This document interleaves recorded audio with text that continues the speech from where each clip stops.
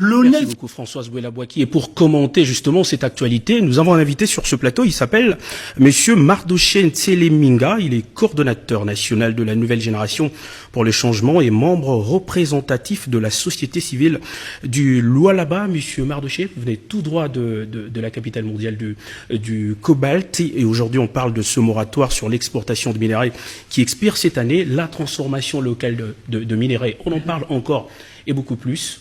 Quel bénéfice pour le pays? Un grand bénéfice pour le pays parce que moi je m'avais d'abord félicité son Excellence Monsieur le Président public pour l'initiative prise. Vous savez que la République démocratique du Congo a besoin d'être autonome et surtout en ce qui concerne le minerai. Le pays souffre, il sort d'une situation très malencontreuse par le fait que les contrats qui étaient signés dans ce secteur n'ont pas vraiment profité à l'État congolais. C'est pourquoi vous voyez que la transformation locale pourra plus attribuer du crédit, n'est-ce pas, au secteur minier et plus créer de l'emploi pour la jeunesse et générer des recettes, n'est-ce pas, dans la caisse de l'État. En fonction de ce qu'on va mobiliser dans ce secteur, ça pourra, n'est-ce pas, financer plusieurs projets et c'est ça ce qui va concourir à un développement rapide de ce pays. Moi, je pense que c'est très intéressant. Vous voyez, d'abord, il y a un travail qui est en train de se battre déjà à la base. Je voudrais d'abord prendre l'exemple avec le gouverneur intérimaire Fifi Masuka. Déjà avec l'artisanat minier, nous sommes quittés de 4,9% à 41%, ce qui est déjà une avancée très très significative. Monsieur Bardochan, on va parler justement de l'artisanat minier un peu plus loin. Mais une question, on parle aujourd'hui de la création de richesses avec la transformation locale de minerais, mais est-ce que le pays est prêt en termes par exemple de la main-d'œuvre?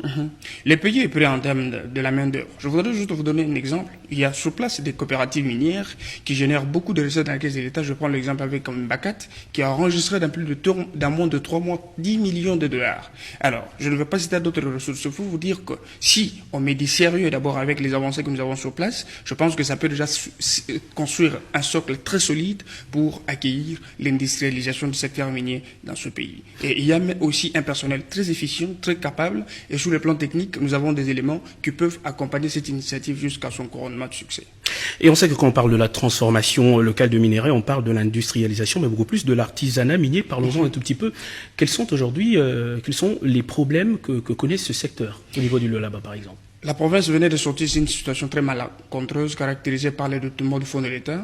Les recettes de la province étaient canalisées dans l'impôt des individus, ça fait plus de 6 ans. C'est aujourd'hui que nous avons vu la lumière dans la canalisation de recettes. Je parle d'une décision orthodoxe et drastique. Qu'est-ce qui a été fait, effectivement? Ce qui est fait aujourd'hui, c'est que les recettes de la province sont canalisées aujourd'hui dans les caisses de l'État. Et nous sommes quittés de 4,9% à 41%. C'est ça ce qui a facilité, n'est-ce pas, le financement de plusieurs ouvrages sur place en province. Je prends l'exemple avec les infrastructures de l'État. Ici, on voit inaugurer plus de 31 avenues, n'est-ce pas, financées sur fonds propres de la province, avec l'artisanat minier. L'artisanat minier, il y a la participation positive des coopératives comme Ibacat, qui a payé dans moins de 3 mois plus de 10 millions dans la caisse de l'État. Donc, il y a des coopératives qui ont existé avant et que la plupart des taxes n'étaient pas payées et c'était pour les intérêts des individus. Je prends aussi l'exemple avec le pont bascule, qui aujourd'hui a une nouvelle commission de traçabilité dirigée par son Excellence Madame Fifi Masuka Saini, et c'est en fonction de ces recettes dans l'artisanat minier qui ont maximisé les recettes, parce que c'est en fonction de la maximisation des recettes que plusieurs projets seront, n'est-ce pas, financés. Moi, je pense que au Lualaba, le secteur minier ou l'artisanat minier joue un grand rôle dans la vie sociale de notre population, et ça booste plus le développement de la province, et c'est de cette façon que nous sommes en train de voir des actions à impact visible que, n'est-ce pas, la représentante du chef de l'État pose, parce que la société civile n'a pas seulement l'objectif de dénoncer ou de dénoncer le mal, mais l'objectif c'est de soutenir aussi ce qui est bon ou soutenir de bonnes volontés. Monsieur Mardoché, une toute dernière question, on va chuter par là.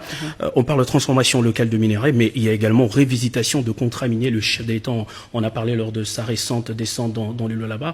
Est-ce un motif d'espoir? Oui, un motif d'espoir. Moi, je voudrais même dire qu'on devrait commencer par là, parce qu'il y a beaucoup de contrats que moi je peux taxer de diaboliques qui sont signés dans le secteur minier. Je voudrais rentrer sur le travail qu'a battu le gouvernement Samalou Kondé, qui a poussé le chef d'État à faire la déclaration là-bas lorsqu'il était accueilli. Et il a dit il faut un contrat 50-50. C'est-à-dire, vous construisez construisez l'université chez vous. Ici au Congo, nous avons aussi la possibilité de construire. Moi, je pense que nous avons la possibilité de rentrer sur ces dictons et travailler plus pour que les contrats soient révisités et que son contrat joue, n'est-ce pas, plus pour l'intérêt de la population et des institutions. Et que ce soit des acquis pour que nous, aujourd'hui, jeunesse, si demain nous avons la possibilité d'accéder à la gestion de la chose publique, puissions pérenniser ces genres d'acquis. C'est très important pour l'épanouissement de notre pays. Il y a lieu donc d'espérer, exactement comme vous le dites. Messieurs Mardoché Ntselemingha, merci d'être passé sur ce plateau. Je rappelle que vous êtes coordonnateur national de la nouvelle génération pour le changement et membre représentatif de la société civile du Lualaba. Merci encore une fois. Merci Patrick.